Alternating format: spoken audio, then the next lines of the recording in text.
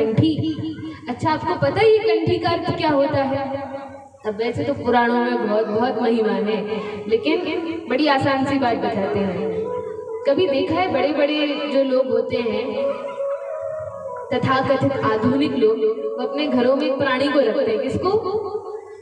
कुत्ते को। गाय को तो लोगों ने बेचारी को बाहर भगा दिया। जो गौ माता हमें दूध देती है, जो वेद लक्षणा भारतीय गौ माता है, जिनकी सेवा करने से भगवान प्राप्त हो जाते हैं, उन गाय को तो हमने घर के बाहर निकाल दिया। जिन गाय में 33 कोटि देवी देवता विराजमान रहते हैं, साक्षात भगवान विराजमान होते हैं, जिनके गोबर में लक्ष्मी जी, घर में गोबर कर दे गाय तो लक्ष्मी जी कभी कमी नहीं होती। गोबर में लक्ष्मी जी का वास और गोमूत्र में गंगा जी का वास है। घर पवित्र हो जाता है, शुद्ध हो जाता है। ऐसी गाय को तो लोगों ने सड़कों पर कर दिया।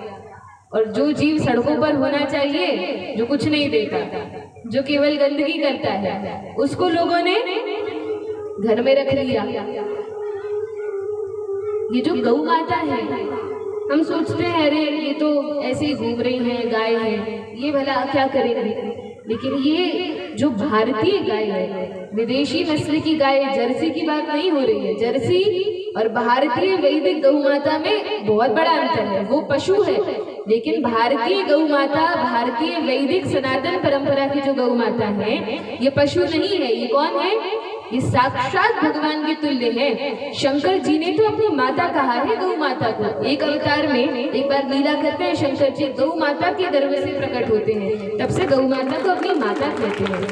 हम सभी की भी माता है, तो उनका हमें सम्मान करना चाहिए। आप लोग तो जिस स्थान पर रहते हैं, इतनी गाय है, उन्हें पहली रोटी गाय को देनी चाहिए, सम्मान करना चाहिए। और जितना अधिक हो सके, यदि संभव हो तो अपने घर में, खेत में उनको रखें और उनका पालन पोषण करें। अच्छा, लोग जिस कुत्ते को रखते हैं अपने घर में, तो पालतू कुत्ते और आवारा कुत्तों में क्या अंतर होता है? कैसे लोग पहचानते हैं कि ये पालतू है और ये आवारा है? कैसे पहचान होती है? गले के पट्टे से। जिसके गले में पट्टा हो, इसका अर्थ वो पालतू कुत्ता है, उसको कोई हाथ नहीं लगाता। अरे अरे, वो कहेंगे अरे हमारे कुत्ते को, लोग तो अपने कुत्ते को कुत्ता नहीं कहते, किसी को बच्चा कहते हैं, किसी का कुछ नाम रख देते हैं और फिर पुकारते हैं। तो जब किसी कुत्ते के गले में पट्टा होता है तो कोई उसको हाथ नहीं लगाता। नगर निगम की गाड़ी उसको लेकर नहीं जाती, आवारा कुत्तों को ले जाती है, मारती है और पकड़ लेती है। इसी प्रकार से जिन मनुष्यों के गले में ये तुलसी की कंठी माला होती है, वो भगवान के पालतू कुत्ते बन जाते हैं। और बाकी जितने हैं वो क्या है? वो सभी आप जानिए, मुझे नहीं पता। तो अब किसी के गले में यमदूत देखते हैं कि अरे भगवान का पट्टा डला हुआ है, तो यमदूत उसको प्रणाम और करते हैं, दूर से चले जाते हैं। और जिसके गले में पट्टा नहीं होता, उसको तो गाड़ी लेकर जाती है।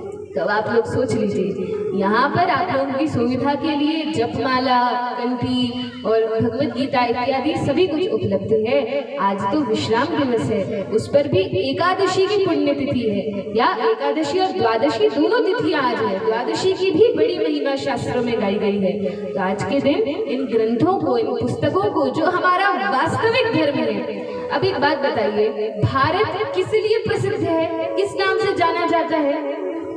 तो भारत को पहले तो विश्वगुरु कहते थे। क्यों कहते थे? बहुत धन था इसलिए विश्वगुरु कहते थे। सोने की चिड़िया थी क्या इसलिए विश्वगुरु था? नहीं, फिर क्यों था? जो ज्ञान परंपरा हमारे पास है, वो दुनिया के किसी कोने में, किसी देश और किसी संस्कृति के पास नहीं है। और इस संस्कृति के जो मूल ग्रंथ हमारे हैं, वो क्या ग्रंथ है? वो रामायण है, वो भगवत गीता है, वो रामचरितमानस है, हमारे वेद हैं। अब एक बात बताइए, क्या वेद पढ़ने के हम सभी अधिकारी हैं? वेद तो हम नहीं पढ़ सकते, रामायण हम पढ़ सकते हैं, रामचरितमानस पढ़ सकते हैं। ये भगवत गीता जो हमारे ग्रंथ है, भगवान कृष्ण ने अर्जुन के लिए नहीं बोली थी। अर्जुन तो भगवान के भक्त ही थे, उन्हें तो जानबूझकर माया में डालकर, ताकि हम सबको उपदेश दे सके, इसलिए अर्जुन को माध्यम बनाकर सुनाई थी। पर हम ही नहीं पढ़ते हैं। ये भागवत ये हमारे लिए है, और केवल 7 दिन बैठकर सुनने के लिए नहीं है, उसमें भी हम पूरी नहीं सुन पाते। भागवत में लिखा है सदा सेव्या श्रीमद् भागवती कथा। इस कथा का सदा सेवन करना है और वो तब होगा जब हमारे घर ये ग्रंथ होंगे और हम प्रतिदिन पढ़ेंगे, तब इनकी सेवा कर पाएंगे। तो आप सभी लोगों से हाथ जोड़ के निवेदन है, जिनके पास भी संभव हो सके ये माला को, झोली को, आप कहेंगे माला तो ठीक है, ये झोली क्यों रखते हैं साथ में, माला को झोली के अंदर डाल के क्यों जप करते हैं?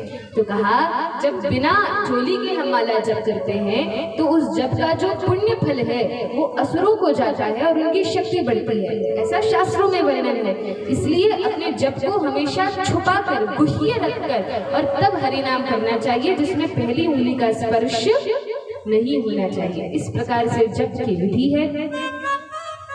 साथ में हमारे जो पुरखे हैं